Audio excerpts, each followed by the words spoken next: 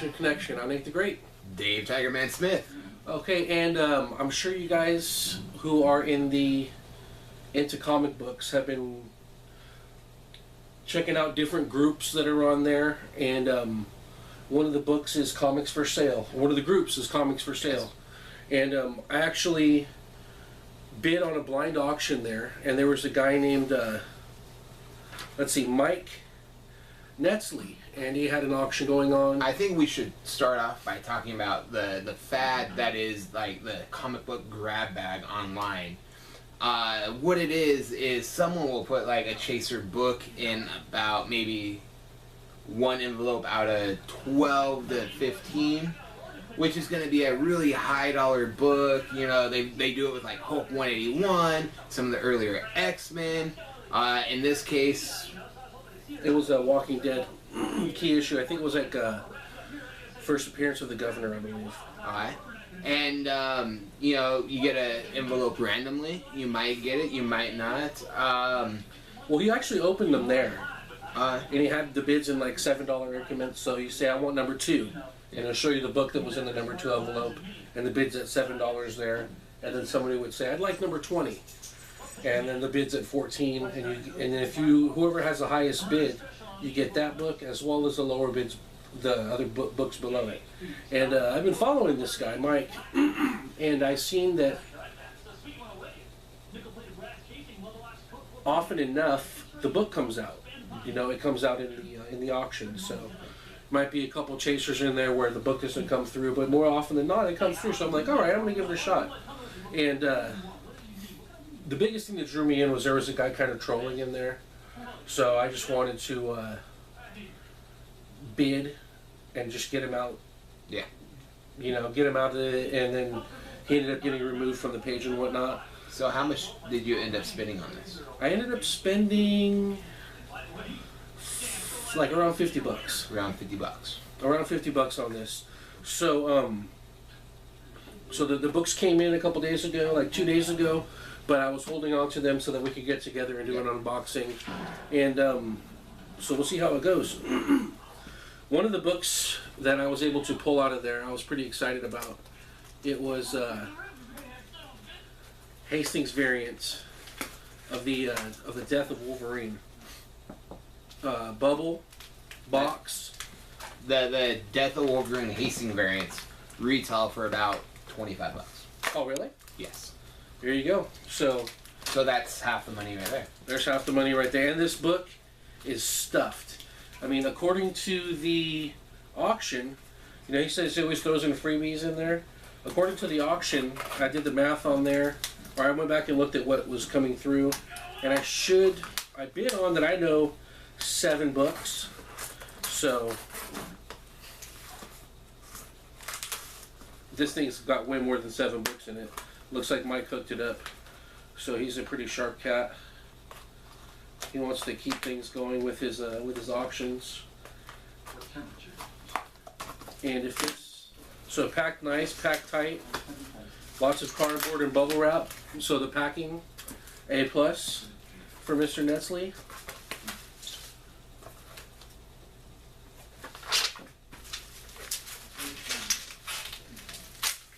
The harder it is to open, the better you know the books are. Definitely.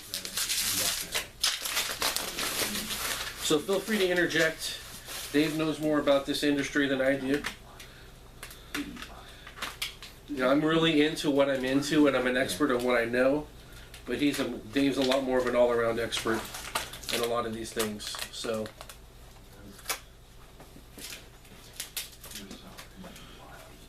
packed between 2 really solid pieces of cardboard. This isn't going to bend. Also in a box, also yes. Bubble wrap. So he knows what he's doing. You gotta appreciate someone that does that. Definitely. Okay, and this bundle is still taped together well. On top of it. I see something sticking out.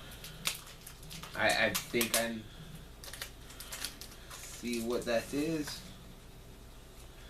Okay, we've got Batgirl, the new 52.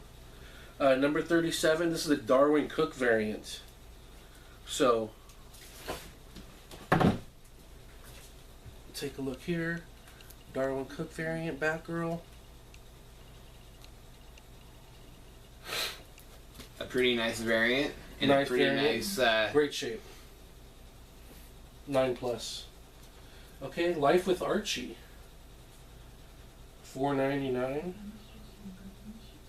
Issue 36, Malt Shop Memories.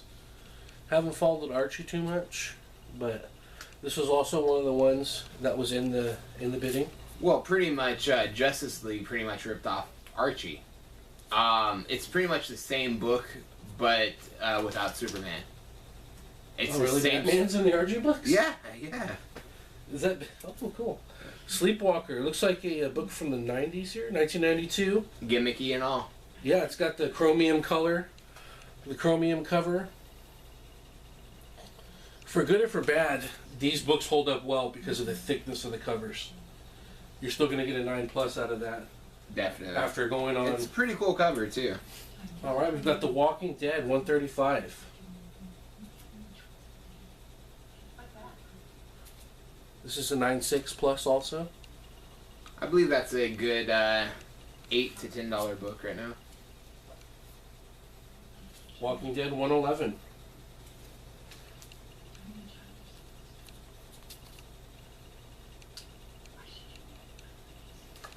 Great shape as well. These all shipped really nice. The Names, #1 from Vertigo.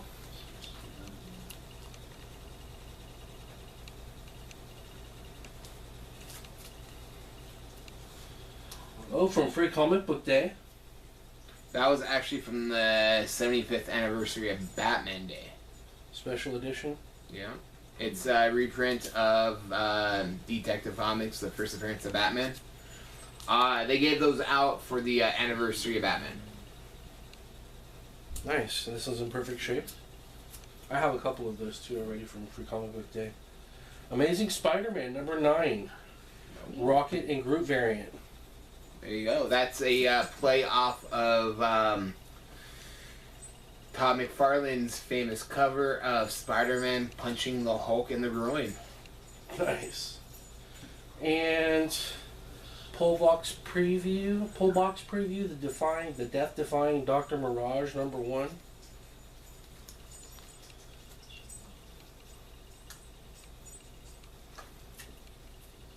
And then last but not least, Death of Wolverine, #1. Hastings variant. Which we could take to Amazing Arizona Con.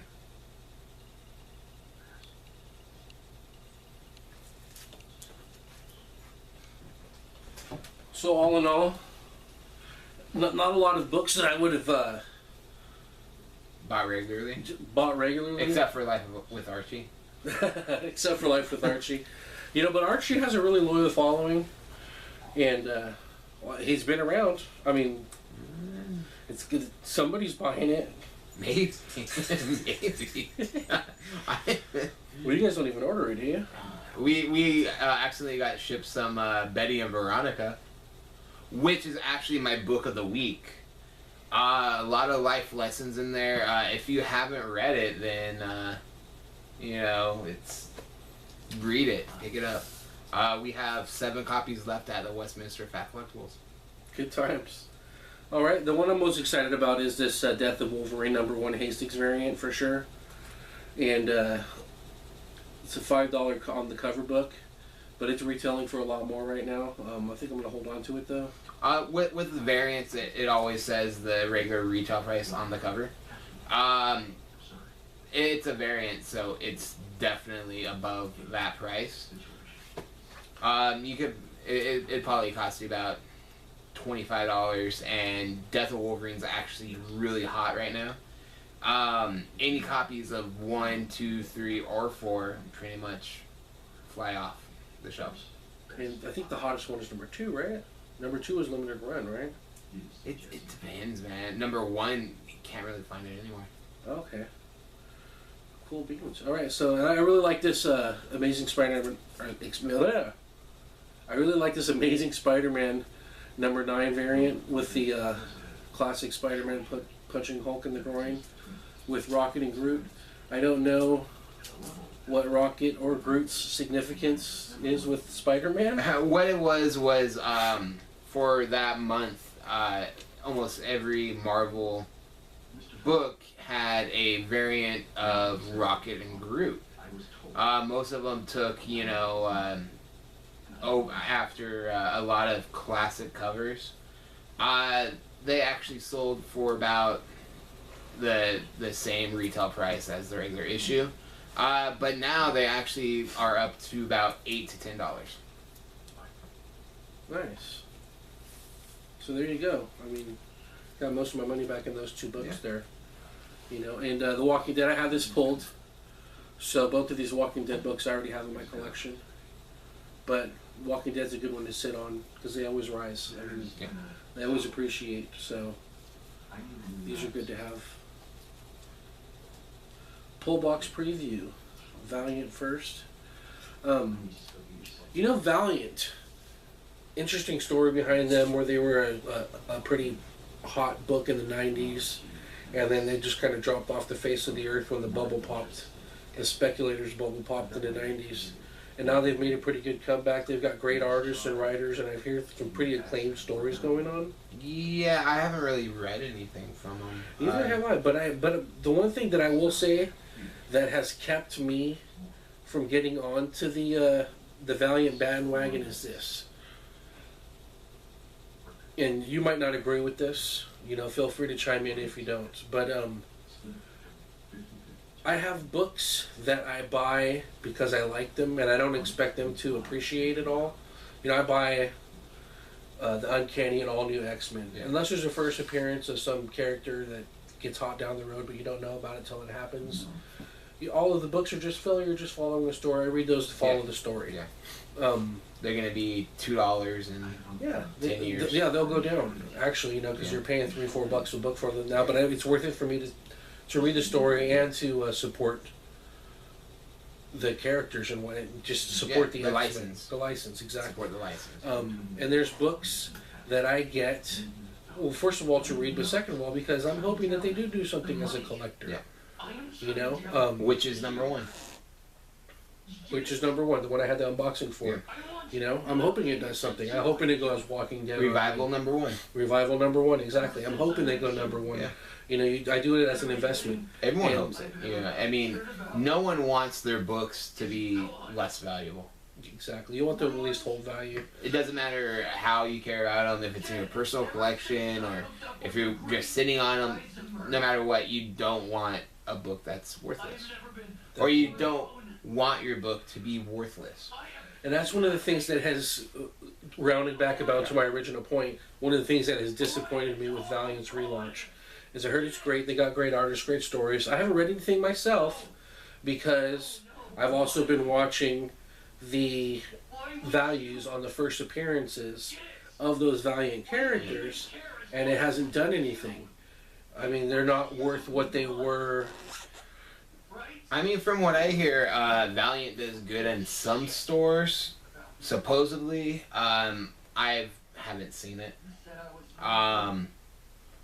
I've never really saw a Valiant book that made me have the desire to pick it up and read it. And I was following a few in the 90s. Bloodshot was cool. I like the stories of the Nanites. Did you follow it at all? Any of those? Rye, Bloodshot, Turok was cool. Hardcore. There was a bunch of titles that I followed in the 90s out of there. And one of the things that kept me going with it was that you could get the book, you can read the stories, and plus there was an investment value in them. When the bubble popped, they all died. Yeah. And now that they've had this resurgence of sorts, I was expecting a little bit of an appreciation to go with it, and it really hasn't happened. Now, if I were to see, hey, look at Bloodshot's coming back up again. Look at Turok's coming back. Although Turok's license isn't with Valiant anymore. But, I mean, you get the gist of what I'm saying. If I saw some of those, because I still have all those books. So if I saw something happening with those books, I might be like, hey, let me see what all the hubbub's about. Yeah. But I haven't. So I think that the investor in me has kept me from diving in there.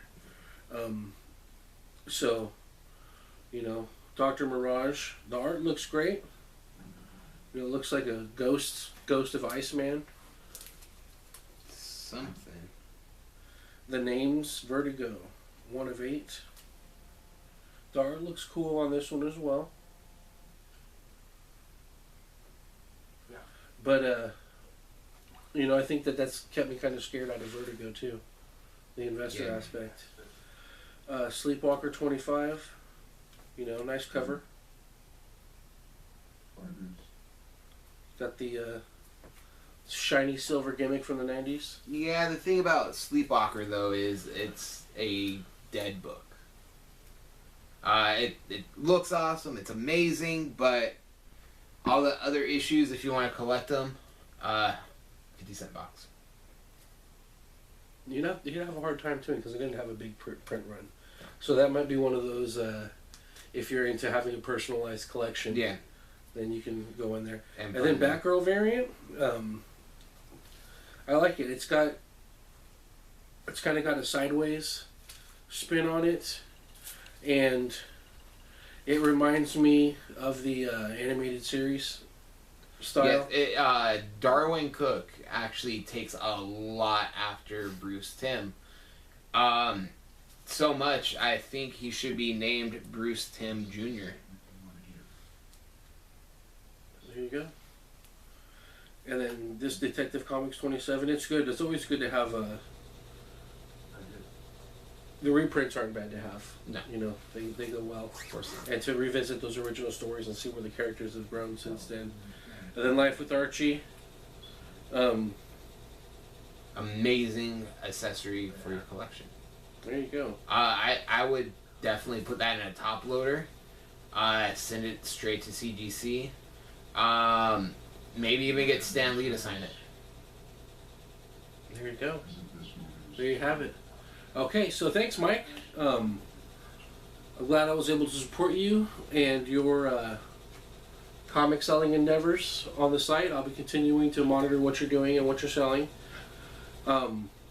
Great idea with the blind auctions. I think you've got some good responses to it. So best of luck to you. Keep up the good work. And that's going to conclude this episode of the Collection Connection. So for the Collection Connection, I'm Nate the Great, Dave Tigerman Smith. and we're looking forward to seeing you soon.